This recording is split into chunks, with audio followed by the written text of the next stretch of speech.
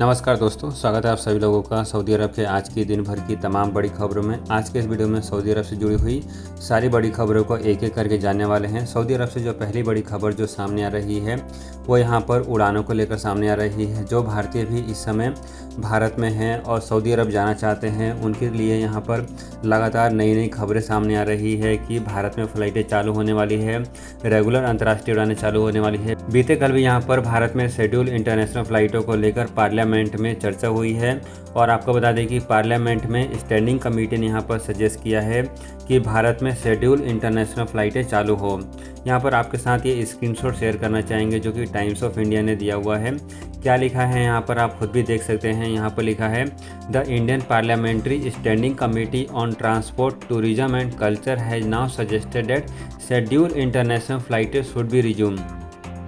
इसका मतलब है कि भारत की जो पार्लियामेंट की जो स्टैंडिंग कमेटी है जो कि ट्रांसपोर्ट टूरिज्म और कल्चर को देखती है उसने यहाँ पर सजेस्ट किया है कि भारत में शेड्यूल इंटरनेशनल फ़्लाइटें जो हैं चालू होनी चाहिए। इसके साथ साथ यहाँ पर लिखा है the committee advocating for schedule international फ़्लाइटें to restart to place where the COVID cases are low. यहाँ पर जो कमेटी है वो इस बात की तरफ जोर दे रही है कि इंटरनेशनल फ़्लाइटें उन देशों से चालू हो या फिर उन जगहों से चालू हो जहां पर कोरोना वायरस लो है या फिर कोरोना वायरस आप बोल सकते हैं काफ़ी कम है। आपको बताना चाहेंगे कि इससे ठीक एक दिन पहले यहां पर पार्लियामेंट से ऐसी भी खबरें सामने आई थी कि भारत सरकार जो है सऊदी गवर्नमेंट से एयर बबल्स को लेकर डिस्कशन कर रही है और उसको लेकर यहां पर ड्राफ्ट एग्रीमेंट तैयार कर लिया गया है और भारत और सऊदी अरब के बीच में इसको लेकर बातचीत की जा रही है और उम्मीद है कि दोनों देशों के बीच में एयर बबल्स के तहत उड़ानों को चालू किया जाएगा, जिसको लेकर हमने पहले भी आपको वीडियो के माध्यम से बताया हुआ है। फिर दोबारा से आपको बता दें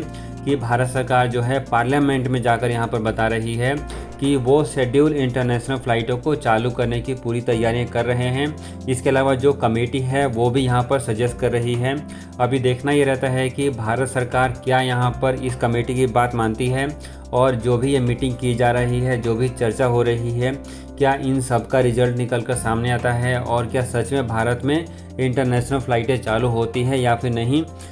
इसके अलावा फ्रेंड्स सऊदी अरब के मिनिस्ट्री ऑफ हेल्थ से एक और जानकारी शेयर की गई है जिसमें बताया गया है कि जिन स्टूडेंट्स की उम्र 12 साल से अधिक है उन सभी लोगों को अब वैक्सीन लगाना ज़रूरी है। यदि आप इस समय सऊदी अरब में हैं और आपकी उम्र 12 साल से अधिक है और आप स्टूडेंट्स हैं और आप स्कूल या फिर कॉलेज जाना चाहते हैं तो आपको वैक्सीन लगी हुई होनी चाहिए, तो ही आप इस समय स्कूल या कॉलेज अटेंड कर सकते हैं। यहाँ पर सऊदी गवर्नमेंट ने यह भी बता दिया है कि जितने भी स्टूडेंट्स हैं जिनकी भी उम्र 12 साल से अधिक है उनको वैक्सीन की दोनों डोज लेना कंपलसरी है।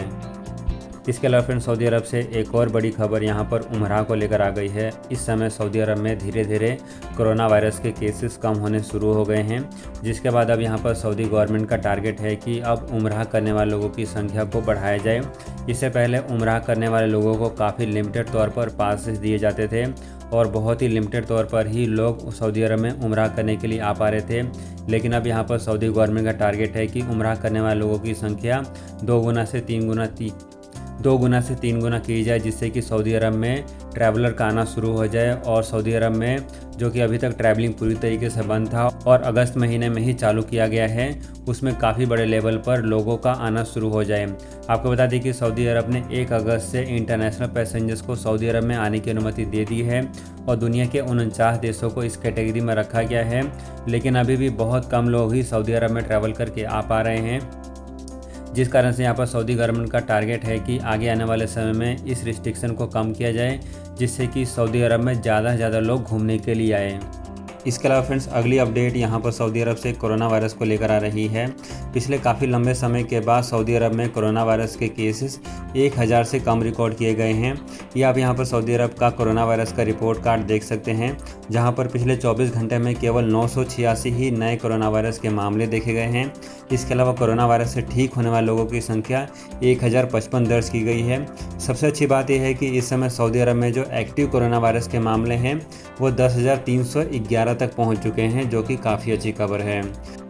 फ्रेंड्स आगे बढ़ते हैं और सऊदी अरब से एक और बड़ी अपडेट जो सामने आ रही है वो ऐसे सभी लोगों को लेकर है जो लोग इस समय तमाम मुश्किलों के बावजूद सऊदी अरब में ट्रैवल करके जा रहे हैं और वहां पर छोटी सी गलती करने के कारण क्वारंटीन के नियमों का सही से पालन नहीं कर पा रहे हैं और बड़ी मुसीबत में फंस जा रहे हैं। टोटल यहाँ पर बीते कल 61 लोगों को यहाँ पर गिरफ्तार किया गया है, जिन सभी लोगों ने सऊदी अरब में कोरोना वायरस के नियमों का सही से पालन नहीं किया है। आपको बता दें कि यदि आप भी इस समय सऊदी अरब में ट्रैवल करके जा रहे हैं तो सऊदी अरब ने जो भी क्वारंटीन के नियम बनाए हैं, इस समय सऊदी अरब ने 7 दिन इंस्टीट्यूशनल क्वारंटीन और 7 दिन होम क्वारंटीन के नियम लागू किए हैं।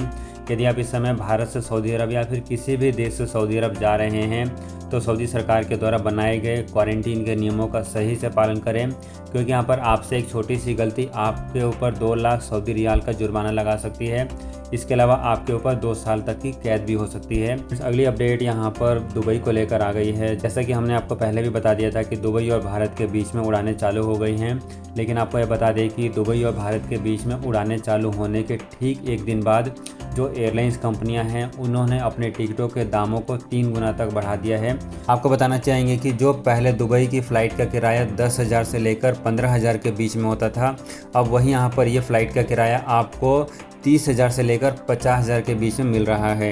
यानी कि फ्रेंड्स, इस समय पैसेंजर्स की ज़्यादा डिमांड होने के कारण एयरलाइंस कंपनियों ने अपने टिकटों के दाम बढ़ा दिए हैं, लेकिन इसके बावजूद भी इस समय दुबई की जितनी भी उड़ानें ऑपरेट हो रही है वो पूरी की पूरी फुल जा रही है। यानी कि फ्रेंड्स, इस समय दुबई के लिए जितनी भी फ़्लाइटें ऑपरेट हो रही है वो सभी की सभी फ़्लाइटें फुल कैपेसिटी पर ऑपरेट की जा रही है। इसको देखते हुए भारत की एयरलाइंस कंपनियां स्पाइसजेट, गो एयर, इसके अलावा इंडिगो और एयर इंडिया, इन सभी बड़ी एयरलाइंस कंपनियों ने अपनी फ़्लाइटों की बुकिंग शुरू कर दी है और इन सभी एयरलाइंस कंपनियों ने दुबई के लिए अपनी फ़्लाइटों को चालू कर दिया है। फ्रेंड्स, हम यहाँ पर आपको दुबई की फ़्लाइट का किराया इसलिए बता रहे हैं क्योंकि यहाँ पर हमेशा देखा गया है कि जब भी एयरलाइंस कंपनियाँ अपनी फ़्लाइटों की टिकट को शुरू करती है कोई भी नई डेस्टिनेशन पर, हमेशा ऐसा देखा जाता है, शुरुआत में ऐसा देखा जाता है कि एयरलाइंस कंपनियाँ अपनी फ़्लाइटों की टिकट को काफ़ी महंगे दामों में बेच रही है। तो यदि कल को यहाँ पर भारत और सऊदी अरब के बीच में उड़ानों को लेकर फैसला आता है तो उम्मीद यही रहेगी कि दोनों देशों के बीच में जो फ़्लाइट का किराया है वो भी डबल से ट्रिपल रेट में मिलना शुरू हो जाए, या फिर हो सकता है कि आपको टिकट ही नहीं मिले। इस तरीके के हालात भी सामने आ सकते हैं। इसके अलावा फ्रेंड्स, सऊदी अरब से एक और खबर जान लेते हैं जो कि वैक्सीन को लेकर है। इस समय सऊदी अरब में टोटल 19 मिलियन लोगों यानी कि 1,90,00,000 से भी अधिक लोगों को वैक्सीन लगाई जा चुकी है। टोटल यहाँ पर सऊदी अरब की आबादी का 56% लोगों को वैक्सीन लग चुका है। यानी कि फ्रेंड्स, जो सऊदी अरब का टारगेट है कि इस साल के आखिरी तक सऊदी अरब के लगभग 70 से 80% आबादी को वैक्सीन लगा दिया जाए, वो टारगेट यहाँ पर कंप्लीट होता हुआ नज़र आ रहा है। तो फ्रेंड्स, ये थी सऊदी अरब से जुड़ी हुई आज की कुछ बेहद ज़रूरी और काम की खबरें। यदि आपको वीडियो अच्छी लगी है तो लाइक ज़रूर करें, चैनल को ज़रूर सब्सक्राइब करें ताकि आपको सऊदी अरब से जुड़ी हुई सारी लेटेस्ट खबरें जो है इस चैनल के माध्यम से मिलती रहे। मिलते हैं ऐसी किसी और वीडियो के साथ, तब तक के लिए आप अपना ख्याल रखें।